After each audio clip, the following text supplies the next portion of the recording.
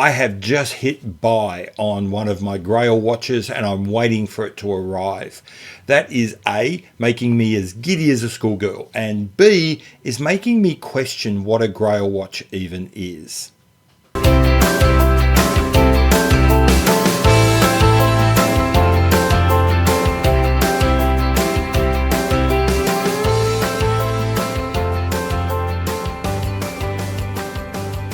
Hi, welcome back to Not So Obvious Watches. I'm Pete McConville. One, if you're waiting to know what my Grail watch is, if you want to know what's coming, you can just hang up right now. I'm not going to talk about that in this video. I will do a why this watch as soon as it arrives and I can get the photos done and you'll all find out then. Rest assured, I'm still not doing unboxings. But what it did do is, this is a watch which I have wanted for as long as I've really been into watches. From the very moment I started making a list of watches I was interested in buying, this watch has been on this list. And lo and behold, one suddenly became available that I really wanted at a great price, literally I think it was 2 days after I had just emptied my little watch account because I'd bought something else. And one, of course it did.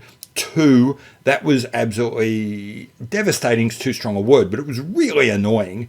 And three, I suddenly started working to find the money, to save the money, to be in a position to get this watch in a way I never had before. I looked at everything I was planning on doing over the next couple of weeks and carefully figured out what could I move around, how could I create space.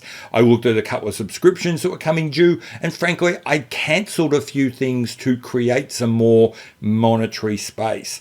I did something I've never really done before. I reached out to the seller and said, this is something I really want. Can we come to some sort of arrangement where you could reserve the watch for me, put it aside? Can you wait a little bit? And given that he was a private seller, just another guy out there on the internet, no one was more surprised and overjoyed when he agreed to do so. And I then spent the next couple of weeks madly moving money around, saving money, not doing a bunch of things I would normally do, so that I had the cash in order to do this. And then as I'm going through that final phase of scraping everything together and moving some stuff around, it's suddenly, and I've hit the button and we've done the transaction and I'm sitting back, I found myself thinking, I wouldn't have done that for any other watch on my list. I wouldn't have done that for any of the watches which for the last couple of years I've been calling a Grail. What's that all about? Why is it that this watch, which I really wanted and which I went to, for me, extraordinary lengths to get, I would not have called a Grail, and those watches which theoretically are my Grails, I would never have contemplated doing this for? Was it price? Was it availability? Was it that this watch isn't regarded as particularly special out there in the community? What is it that made me want this watch so badly and yet never even think that it would be a Grail watch?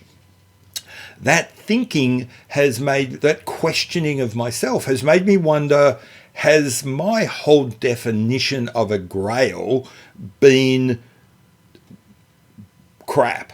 Is that whole idea in my head, have I been driven by what other people think, how other people define things, to the point where I've internalized that and are now labeling watches as Grails, but not even chasing them, but having watches I'm actually, like this one, actively chasing, going to great efforts to get, but not giving them that moniker, that category.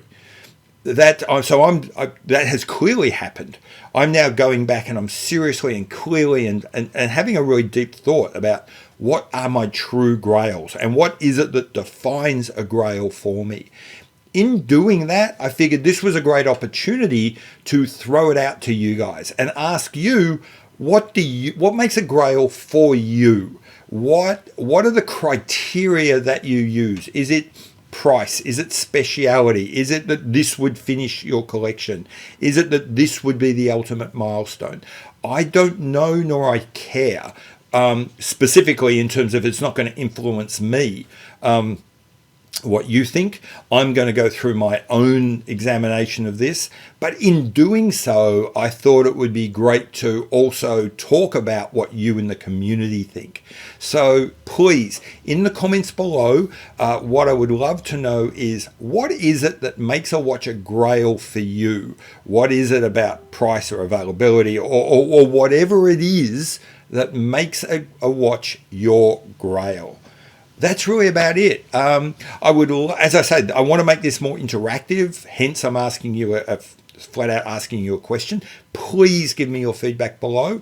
I'm going to probably get back to this in about 2 weeks with what I think is a grail for me, and then I'm also going to run through some of your comments about what they are, and then we can have a chat in the comments later for that video as well. I've been Pete McConville. This has been Not So Obvious Watches. Cannot wait to hear from you, and I'll see you later. Bye.